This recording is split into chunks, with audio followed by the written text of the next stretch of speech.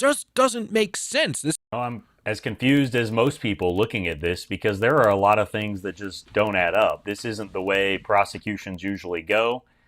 Generally speaking, we have a situation where it's a nice flow from start to finish, an investigation, prosecution, etc.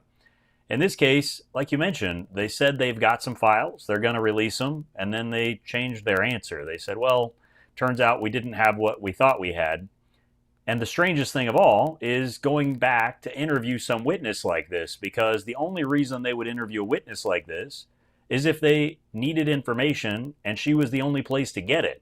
So that's the real question. What information did they want from her that they couldn't get anywhere else? I have never, ever seen a head of a criminal organization who does not have a list of clients, who does not know who their clients are, whose middleman and confidant doesn't also know who the clients are, especially so many convenient coincidences. And there's no such thing as coincidence in things like this. When you have world leaders, heads of organizations, heads of agencies, the most rich and powerful men on the planet frequenting this guy's little perverse paradise, and you're telling me that, especially some of them who have had big question marks over their head for years, and you're telling me that none of them have anything to do with this, and all of a sudden, because these rich, powerful men, none of them had anything to do with this. Apparently, all of these women who are part of this massive sex trafficking ring of Jeffrey Epstein were for his own pleasure, and that his house, which his own employees said was wired for sound and video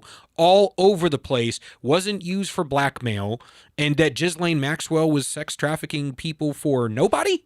It just doesn't make sense. This is like, you're pissing on me and calling it rain at this point. He was convicted, Maxwell was convicted of a series of crimes that necessarily had to include others. But then they're saying, well, there's no list. Well, how can you convict her if there's no list? You had to prove in court certain specific facts. You can't just say, well, generally she did things wrong. No, you got to say who, what, when, where, with specificity in order to get a conviction. And so you see that happening. You